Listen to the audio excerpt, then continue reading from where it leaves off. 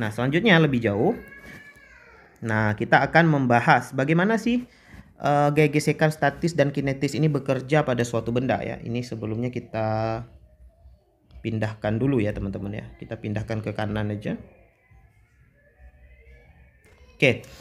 Ini grafiknya ini nanti kita pakai. Jadi pertama kita gambarkan dulu lah keadaannya. Misalnya begini. Ups, apa ini?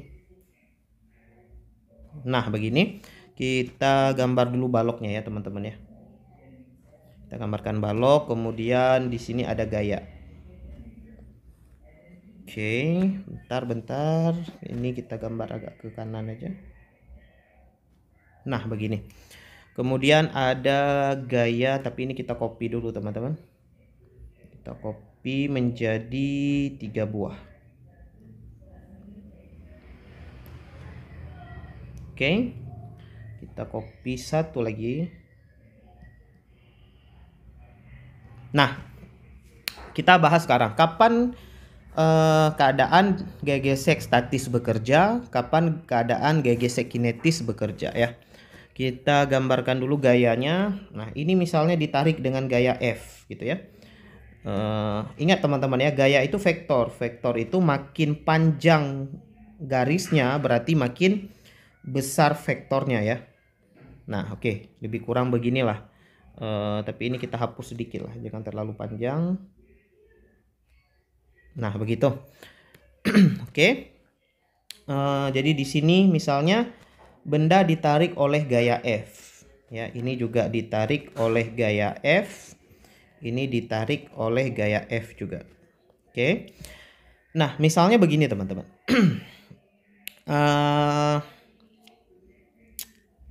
Kita anggap gimana ya gampangnya. Nah, gini aja. Kita anggap gaya gesekan statis maksimum ya. Jadi ini yang ada di grafik ini FSM itu adalah gaya gesekan statis maksimum ya, atau kita buat ini gaya gesek statis maksimum. Nah, itu makna FSM. Kemudian FK ini tentu gaya gesekan kinetis gitu ya. Ini FK gaya gesek kinetis. Nah, kalau kinetis itu nggak ada maksimum minimum ya. Nah, jadi misalnya begini, kita taruh angkanya ya, kita letakkan angka. Misalnya gaya gesek statis maksimumnya 80 Newton. Ya, ini kan puncaknya di sini ya. Gaya gesek kinetis kalau kita lihat, kalau kita perhatikan, gaya gesek kinetis itu grafiknya lebih rendah gitu ya dari gaya gesek statis maksimum. Nah, kita anggap aja nilainya 70 Newton. Nah, makna dari gaya gesek statis maksimum, teman-teman, ini harus benar-benar paham di sini ya. Maknanya adalah benda mampu bertahan dari gaya maksimum 80 Newton ini. Ya, jadi makna 80 Newton ini yaitu gaya gesek statis maksimum itu adalah kemampuan maksimum benda untuk ya bertahan. Ya, bertahan apa? Bertahan untuk tetap diam. Ya, kita buat dalam kurung diam. Artinya apa? Selama gaya F kita tidak melampaui gaya 80 Newton, maka bendanya tetap diam. Oke. Kita misalkan ya, keadaan F yang pertama tadi, gambar yang pertama, F-nya misalnya kita tariknya 60 Newton. Oke. Maka kondisi bendanya gimana? Pasti diam. Ya kan? Karena gaya tariknya, kondisi yang pertama ini, F-nya lebih kecil dari F statis maksimum, maka bendanya tetap diam gitu ya. Nah, kalau ditanya berapa sih gaya gesekan yang bekerja pada keadaan ini?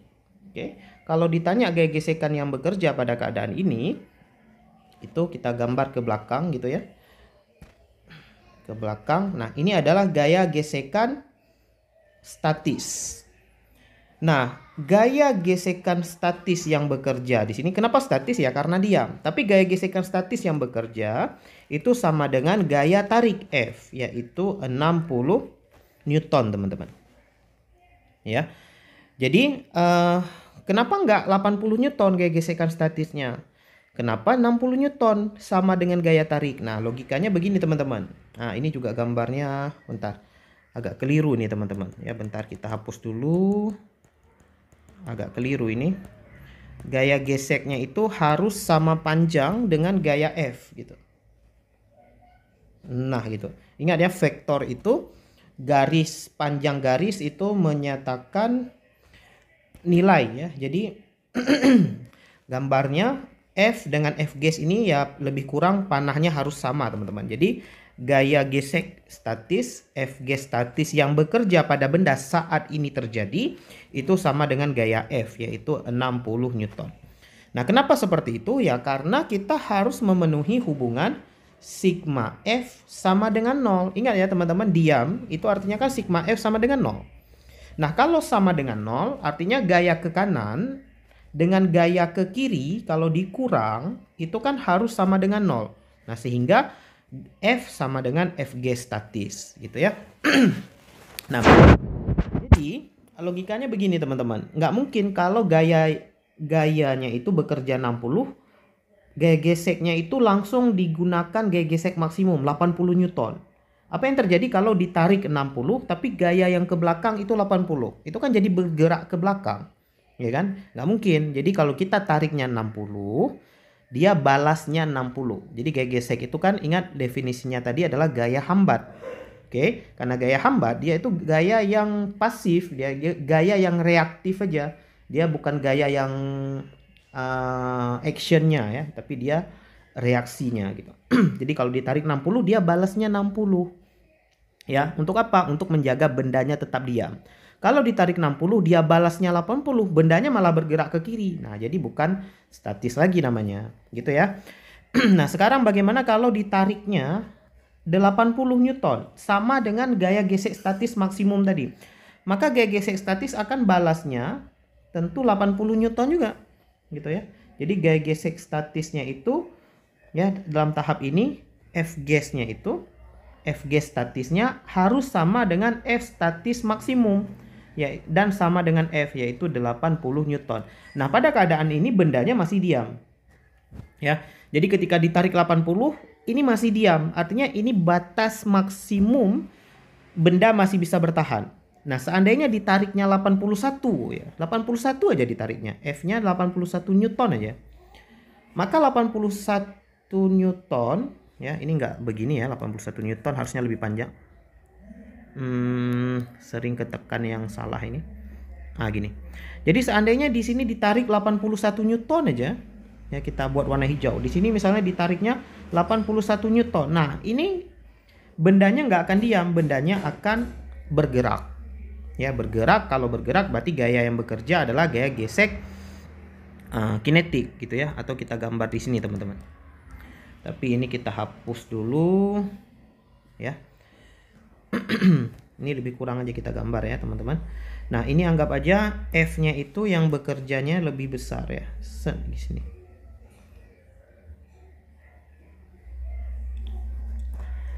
Nah, ini misalkan F-nya kita buat 90 lah ya, 90 Newton. Nah, karena gaya yang bekerja 90 Newton dan gayanya ini lebih besar dari gaya gesek statis maksimum, maka bendanya jadi bergerak ya. Artinya gaya tariknya lebih besar dari gaya yang mampu ditahan oleh benda, maka bendanya jadi bergerak ya. Yang ini jadi bergerak. Nah, karena bergerak maka gaya gesek yang bekerja itu jenisnya jadi gaya gesek statis. Gaya gesek kinetis ya. Jadi gaya gesek kinetis. Nah, ingat gaya gesek kinetis ini dari grafik lebih rendah daripada gaya gesek statis gitu ya. Nah, gaya gesek kinetis berapa nilainya kita nggak bisa lihat dari sama dengan F atau berapa ya, tapi harus kita cari dengan rumus mu kali N tadi. Nah, jadi fungsi grafik ini apa tadi teman-teman? Nah, maksud grafik ini ya adalah begini. Kalau gaya tarik F kita, gaya tarik F yang ini nih, yang F ini, itu lebih kecil dari gaya gesek statis maksimum, maka gaya gesek yang bekerja itu sama dengan gaya tarik. Ya, artinya gini. Ini kan mulai dari 0 ya. Jadi kalau gaya tariknya sama dengan 0, maka gaya gesek yang bekerjanya juga 0. Jadi logikanya gini, kalau kita punya benda gitu, anggap aja di sini ada benda gitu ya. Nah, benda ini ditarik, bendanya ini nggak ditarik, maka nggak akan ada gaya gesek. Ketika bendanya ditarik sedikit, maka gaya geseknya sedikit juga. Ya, gaya gesek itu secukupnya aja ya untuk membuat bendanya tetap diam. Ya, di sini misalnya. Ketika gayanya diperbesar lagi, gaya tariknya diperbesar lagi, maka gaya geseknya bertambah lagi. Ya. Kapan maksimumnya? Maksimumnya ketika gaya tariknya di sini sama dengan gaya gesek. Jadi di sini 80 Newton. Sama dengan gaya gesek maksimum, dia masih mencoba tetap diam di sini. Ya, tapi seandainya gaya tariknya melebihi di sini misalnya, melebihi gaya yang mampu ditahan, maka bendanya jadi bergerak. Karena bergerak, gaya gesek yang bekerja, gaya gesek kinetis. Gitu ya. Dan gaya gesek kinetis selalu lebih kecil, gaya gesek yang kinetis selalu lebih kecil dari gaya gesek yang statis. Kenapa begitu? Karena mu K itu lebih kecil dari mu S. Gitu ya, ini kesimpulannya teman-teman. Jadi mu K lebih kecil dari mu S. Mu K dan mu S ini tentu koefisien gesekan kinetis dan koefisien gesekan statis. Jadi nanti kalau dalam soal teman-teman mendapatkan sesuatu yang diketahui, misalnya dalam soal diketahui koefisien gesekannya, koefisien gesekan itu dia maksimumnya 1 ya teman-teman. Mu itu lebih kecil sama dengan 1, lebih besar sama dengan 0. Jadi paling kecil ya itu 0. 0 itu artinya licin sempurna, kalau 1 itu kasar sempurna. Intinya koefisien gesekan itu 0, ya. Nah, misalnya diketahui ada koefisien gesekan 0,6 dengan 0,4. Nah, yang 0,4 ini pasti mu K, yang 0,6 pasti mu S gitu ya, karena koefisien gesekan kinetis selalu lebih kecil dari koefisien gesekan statis.